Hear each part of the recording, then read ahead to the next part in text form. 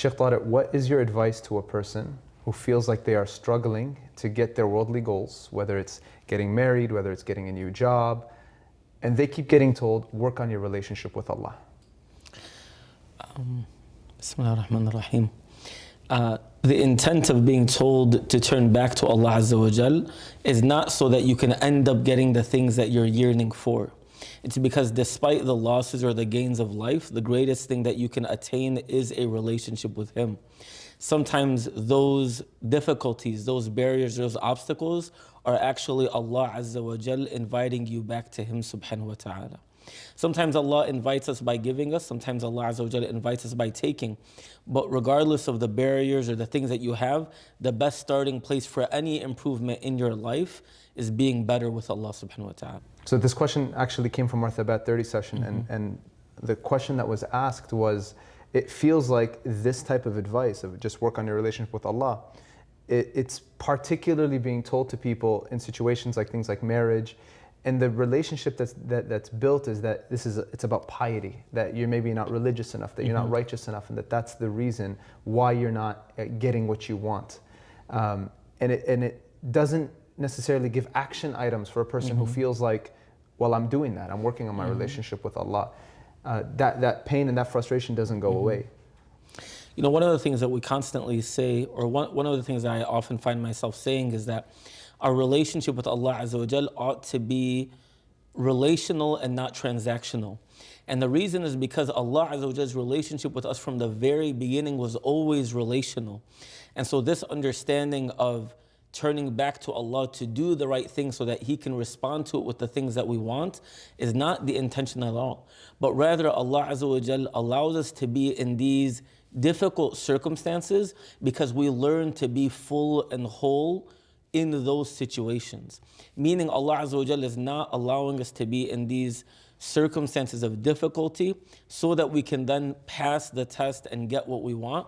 Rather, it is that Allah Azza wa Jal wants you to be so full and so whole before you actually make it to marriage. And sometimes Allah Azza wa Jal places you in this transitional period so that you can be at a better place before the giving of Allah is given to you. Now, I just think that part of being relational with Allah subhanahu wa ta'ala is realizing that everything more than nothing is something worth celebrating. Instead of living in this weird dynamic where we are holding Allah Azza wa Jal to account for what He does or doesn't do for us, realize that every moment of grace, every moment of gentleness, every moment of kindness of Allah subhanahu wa ta'ala, every moment of existence even, is a moment that we were never worthy of in the first place. And Allah placed us in this world so that we could be judged, not so that we can be the judges of Him subhanahu wa ta'ala. You know, subhanAllah, there's an interesting point there. The idea of at least like it's something. The reality is that telling somebody work on your relationship with Allah subhanahu wa ta'ala is always good advice. You know, now the way that you deliver that advice matters, right? And the context in which you give it, it might not be received the way that you want it. But it's true. You know, anybody telling you in any circumstance, work on your relationship with Allah subhanahu wa ta'ala. I mean, the prophets of Allah, when they would look at their worldly circumstances that became more difficult, their response was, turn back to Allah subhanahu wa ta'ala. And so the idea being that no matter what, anything that drives you in that direction is a good thing. And that's enough of a destination that you're like, hey, I got to work on my relation with Allah. It's very rare that somebody has good things happen to them and they feel like, okay, now I need to improve my relationship with Allah subhanahu wa ta'ala. That would be a reaction of gratitude, of thankfulness, that you see Allah subhanahu wa ta'ala has given you something, and so you say, okay, now I got to up it. But the reality is that human beings, and really the whole mission of shaitan is to show that we are ungrateful. And so it's sometimes more difficult to turn back in that direction. But every time that we have a need for Allah, and usually it's when there's something that we want that we don't have, it actually makes it easier to turn back, subhanAllah. One of the statements of Imam Ibn Ata'illah that resonates with some of what you're mentioning is two of them that come after each other. إِنَّمَا يُؤْلِمُكَ الْمَنَعْ لِعَدَمْ فَهْمِكَ عَنِ اللَّهِ فِيهِ.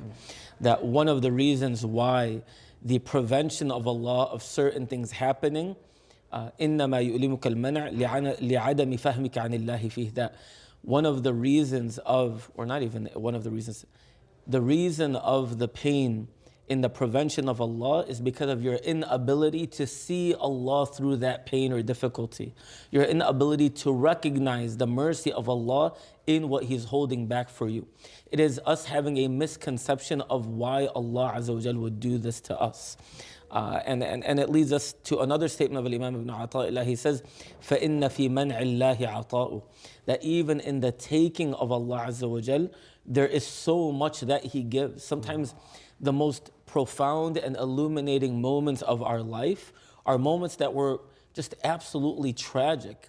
But somehow within those tragic moments, we had some of the most beautiful and kind of enlightening experiences of our life. So you simply being in a position of difficulty or loss or prevention does not necessarily mean that you are being punished, nor does it mean that Allah is lacking mercy towards you. Because the only thing that defines a blessing to be a blessing is if it leads you to Allah as the source of all blessings. A blessing is not a blessing if it feels good. How many things in life feel good but they ended up being not that good for us?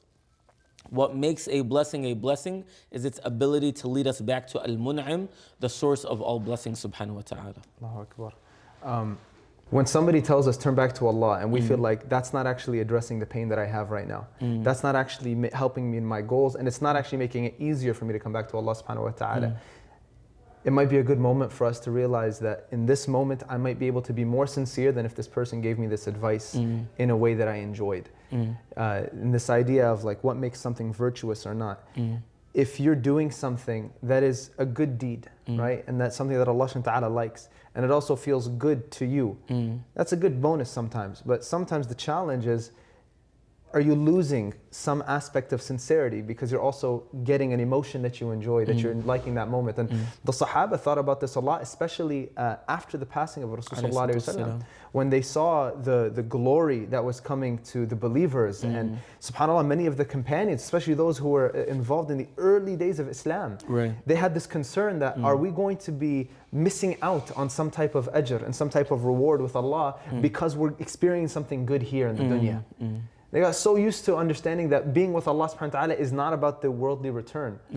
And so they had that question. And for us, we've now sometimes come to expect it, that when we're coming to Allah subhanahu wa ta'ala, we also want to feel good about it. We also want to get what we want in a worldly perspective.